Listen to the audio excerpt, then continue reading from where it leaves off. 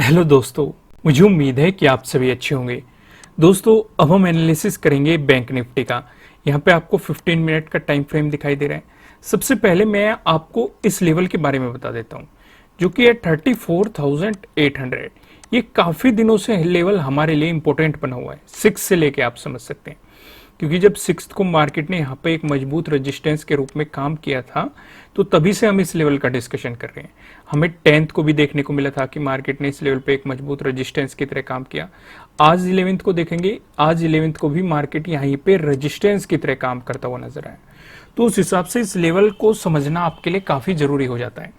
अगर आपको इसका ब्रेकआउट मिलता है, प्राइस ऊपर सस्टेन करता है और वॉल्यूम अच्छा खासा है, तो आप यहाँ पे कॉल की प्लानिंग कर सकते हैं। यहाँ पे मार्केट आपको ये गैप फिल करता हुआ नजर आएगा, लेकिन कंडीशन रहेगी इसका ब्रेकआउट मिलना चाहिए, प्राइस ऊपर सस्टेन करना चाहिए, बायर्स का वॉल्यूम आपको अच्छा खासा दिखाई देना चाहिए।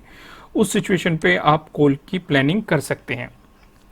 दूसरी बात, अगर आपको यहाँ पे सेलर्स का वॉल्यूम अच्छा खासा दिखाई देता है, यानी कि सेलर्स हावी है इस लेवल पे, अगर रेजिस्टेंस की तरह एक्ट कर रहा है, मार्केट इसे फॉलो कर रहा है, तो यहाँ पे आपको पी की प्लानिंग कर सकते हैं। नहीं तो एक और स्ट्रेटेजी होती है, आप किस तरीके से काम कर सकते हैं। कुछ लोग सेफ साइड चलना पसंद करते हैं। वो किस तरीके से प्लानिंग करते हैं, मान लो ये कोई लेवल है, आप यहीं पे सी भी परचेज कर लो और पी भी परचेज कर लो, लेकिन दोनों में आपको स्टॉप लॉस लगा देना है। मान लो आपने डिपेंडिंग ऑन रेजिस्टेंस और सपोर्ट देख के इसका स्टॉप लॉस लगा दिया और इसका भी स्टॉप लॉस लगा दिया। पहली कंडीशन लेते हैं, आपने इस कंडीशन पे दोनों परचेज कर रखे हैं। अगर मार्केट नीचे गिरने लगा तो सी का एसएल हिट हो जाएगा और पी में आपकी पोजीशन बनी रहेगी। दूसरा क्या करते हैं, अगर मान लो मार्केट इसका ब्रेकआउट देके चले जाता है तो पी का एसएल हिट हो जाएगा और सी में आपकी पोजीशन बनी रहेगी। अब ये स्ट्रेटेजी काम तो कर देती है, लेकिन इसमें एक प्रॉब्लम है। वो प्रॉब्लम क्या है कि अगर मार्केट साइडवेज हो जाता है तो ना तो आपका सी, कभी कभी आपका सी का भी ऐसे लेट हो जाता है और पी का भी ऐसे लेट हो जाता है। मान लो मार्केट ऊपर गया, आपका पी वाला ऐसे लेट हो गया, फिर मार्केट वहां से रिवर्स आ गया, आपका ये सी वाला भी ऐसे लेट हो गया, यानी कि दोनों तरफ आपका लॉस हो गया। कई बार ये सिचुएशन भी देखनी पड़ जाती है। तो इसलिए इस स्ट्रेटेजी को अगर आप काम में लोगे तो काफी सोच समझ के लेना और अपने रिस्क पे लेना। एक बेहतर डिसीजन मैं तो नहीं कहूंगा, क्योंकि काफी लोग, ये मैंने डिस्कस क्यों किया, काफी लोग कमेंट करते हैं सर हमने ऐसा किया वैसा किया, तो मैंने सोचा क्यों ना डिस्कस करना बेहतर रहे। ऐसी चीजें मतलब करनी चाहिए, लेकिन हर रोज नहीं। ऐसी सिचुएशन होती है मार्केट में जहां पे हमें ये लगता है कि भाई मार्केट यहां से ऊपर जा सकता है या इस पॉइंट से रिवर्सल ले सकता है, उस सिचुएशन पे ऐसे की जाती है। या फिर मार्केट गिरावट दिखा सकता है या फिर इस पॉइंट से रिवर्सल ले सकता है, तो उस सिचुएशन पे ये चीजें ट्राई की जाती है। क्योंकि अगर मान लो हम यहाँ पे गलत हुए, ब्रेकआउट होके ऊपर चला गया तो हमारा प्रॉफिट रहे, या ब्रेकडाउन होकर नीचे चला गया प्रॉफिट रहे। मैं नहीं कहता कि ये स्ट्रेटेजी गलत है, लेकिन अप्लाई करने का सही समय होना चाहिए और सही तरीका होना चाहिए। ये नहीं कि हर रोज, क्योंकि अगर इस तरीके से हर कोई काम करने लग जाए तो हर किसी का प्रॉफिट हो जाएगा। सोचने वाली बात है। तो इसीलिए मैं ये भी नहीं कह रहा कि ये स्ट्रेटेजी गलत है और ना ही मैं ये कह रहा कि ये स्ट्रेटेजी सही है, लेकिन अगर आप इसे सही समय पे सही जगह पे अप्लाई कर रहे हैं तो ये सही है, नहीं तो ये गलत है। एक मैं साइडवेज केस और डिस्कस कर देता हूं। मान लो आपने सी भी परचेज कर लिया और पी भी परचेज कर लिया और मार्केट साइडवेज चलता रहा, तो आपके इसकी सी के प्रीमियम की भी वैल्यू डिक्रीज होती रहेगी और पी के प्रीमियम की वैल्यू भी डिक्रीज होती रहेगी, तो आपका किसी भी तरफ प्रॉफिट नहीं हो पाने का। तो समझ रहे हो ना मैं आपको क्या समझाना चाह रहा हूं। तो इसलिए सोच समझ के इस तरीके के जो मतलब मुझे इंपॉर्टेंट कमेंट लगते हैं उन्हें मैं डिस्कस कर लेता हूं। तो फिलहाल यहाँ पे आप समझ गए, जो ये 34,800 का लेवल है, ये एक मजबूत रेजिस्टेंस बना हुआ है। अगर इसका ब्रेकआउट मिला तो मार्केट यहाँ पे इस गैप को फिल करने की कोशिश कर सकता है, यानी कि आपको सी बाइंग की अपॉर्चुनिटी मिल सकती है, डिपेंडिंग ऑन वॉल्यूम अच्छा खासा रहे बायर्स का। आगे बढ़ते हैं। अब यहाँ पे हमारी कल की क्या स्ट्रेटेजी होने वाली है उससे पहले एक हल्का सा ऑब्जर्वेशन कर लेते हैं 11th का। 11th को देख लेते हैं, यानी कि आज के दिन मार्केट ने कहाँ पे कौन कौन से लेवल इंपॉर्टेंट दिखाए। सबसे पहले तो यही रहेगा 34,800, जो कि एक मजबूत रेजिस्टेंस के रूप में हमें यहाँ पे दिखाई दिया। उसके अलग जो हमें लेवल दिखाई दे रहा है ये 34,200, ये भी एक इंपॉर्टेंट सपोर्ट के रूप में हमें यहाँ पे दिखाई दे रहा है। अब जो ये दोनों ही लेवल हम कई दिनों से डिस्कस करते आ रहे हैं, 34,800 भी और 34,200 भी, क्योंकि 10th को भी आप देखोगे इसने काफी इंपॉर्टेंट रोल रहा था। 9th को देखो, 9th को पहले मार्केट ने यहाँ पे रेजिस्टेंस की तरह काम किया, ब्रेकआउट देने के बाद यहाँ पे मार्केट सपोर्ट की तरह आपको काम करता हुआ नजर आया। तो इन दोनों लेवल्स को आपको कल पे भी नजर रखनी है, ये कल भी रेजिस्टेंस के रूप में बना रहेगा और ये कल भी सपोर्ट के रूप में बना रहेगा। अब मैं सीधा आपको लेके चलता हूं नो ट्रेडिंग जोन की तरफ। यहाँ पे आप देखेंगे आपको दो रेड लाइन दिखाई दे रही है। नीचे वाली लाइन की बात करेंगे 34,547, जो कि आप देखेंगे 9th का हाई भी है।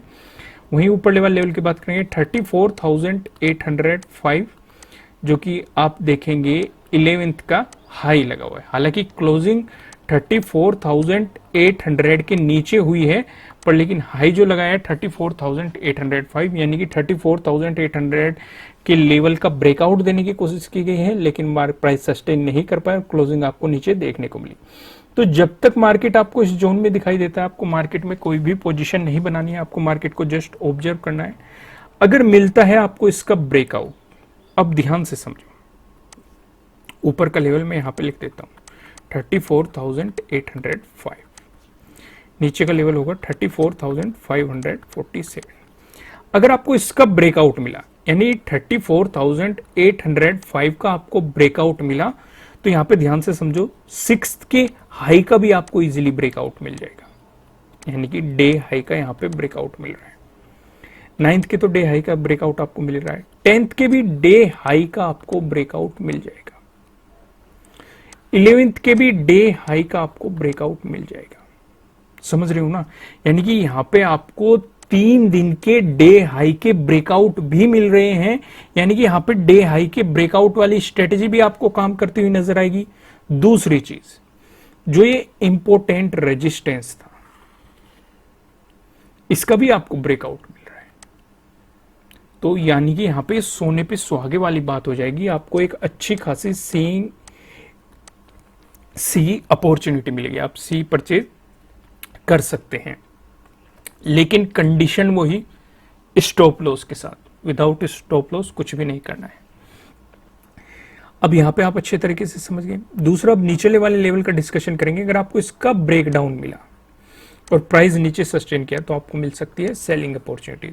सिर्फ इसी बेस पे बाइंग और सेलिंग नहीं करनी है, हमें एक नजर प्राइस एक्शन पे भी डालनी है, प्लस पिवट पॉइंट पे भी हम देखेंगे, प्लस ऑप्शन चेन पे भी देखेंगे कि इस लेवल पे कितना ओपन इंटरेस्ट बनते हुए हमें दिखाई दे रहा है।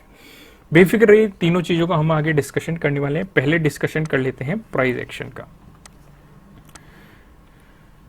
प्राइस एक्शन की मदद से अगर सपोर्ट और रेजिस्टेंस का डिस्कशन करें, पहला डिस्कशन करेंगे अगर आपको गैप अप ओपनिंग देखने को मिल गई या फिर फ्लैट ओपनिंग देके मार्केट ने आपको पॉजिटिव मोमेंटम दिखाया, इन दोनों ही सिचुएशन पे जो हमें रेजिस्टेंस नजर आ रहा है 35,200 पे नजर आ रहा है।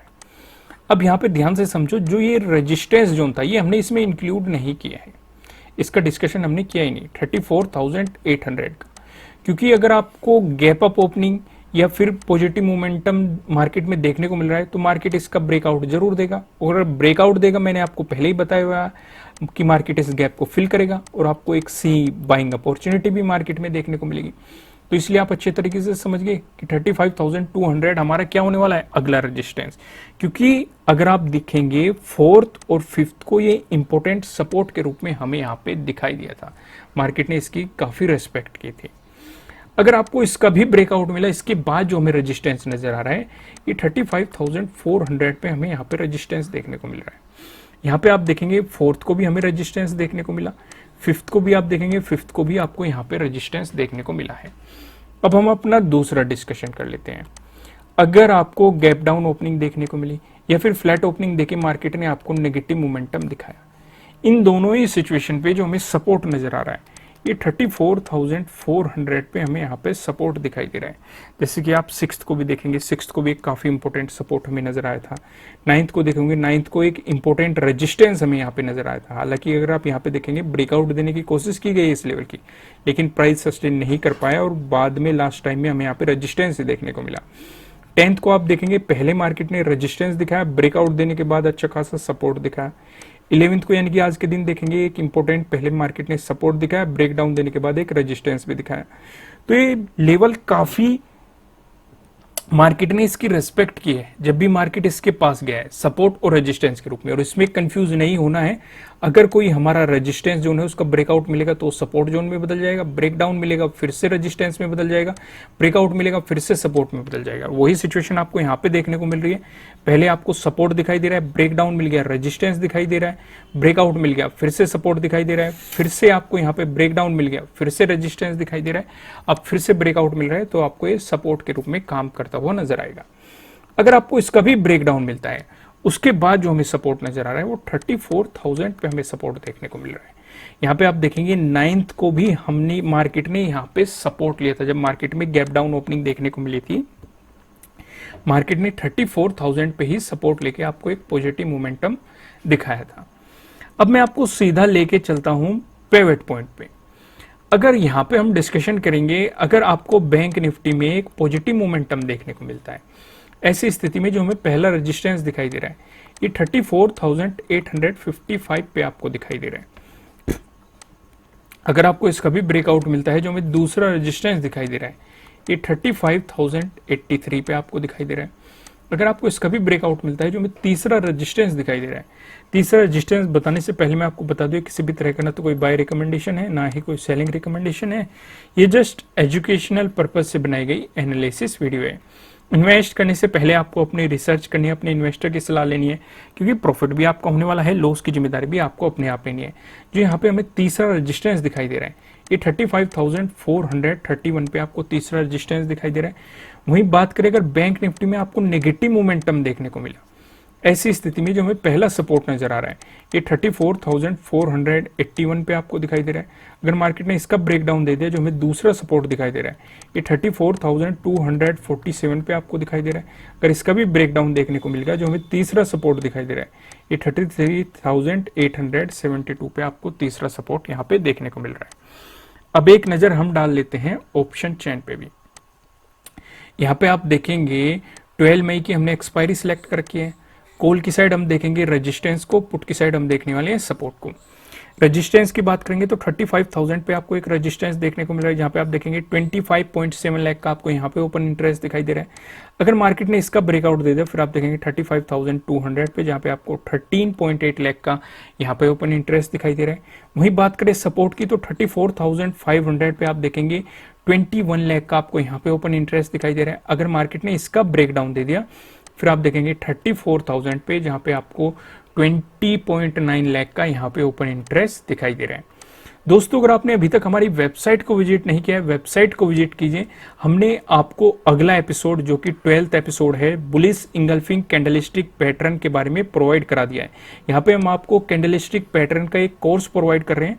अगर आपने अभी तक जाके नहीं देखा तो जल्दी से जाइए, वेबसाइट का लिंक नीचे डिस्क्रिप्शन में है। यहाँ पे आपको सारी चीजें स्क्रीनशॉट के साथ प्रोवाइड की जाती है, एक्सप्लेन की जाती है, जिससे कि आपको समझने में कोई भी प्रॉब्लम ना हो। ट्रेड सेटअप कहाँ पे, एग्जाम्पल भी समझाए जाते हैं, आपको किस तरीके से चार्ट में दिखाई दे सकते हैं। सिर्फ इतना ही नहीं, हम यहाँ पे आपको वीडियो भी प्लेस करके देते हैं कि आप प्ले करके वीडियो को देख सकते हैं और सारी चीजों को बारीकी से समझ सकते हैं। दोस्तों, इस चैनल को सब्सक्राइब कीजिएगा, साथ ही साथ आपको बेल आइकन को भी प्रेस करना है, जिससे आपको आने वाली वीडियोस के नोटिफिकेशन मिल सके। वीडियो को लाइक कीजिएगा, मुझे कमेंट करके बताइएगा कि आपको एनालिसिस कैसे लग रहे हैं, आपके लिए कितनी हेल्पफुल है। फिर मिलेंगे किसी नेक्स्ट वीडियो में किसी अच्छे कंटेंट के साथ। Thank you.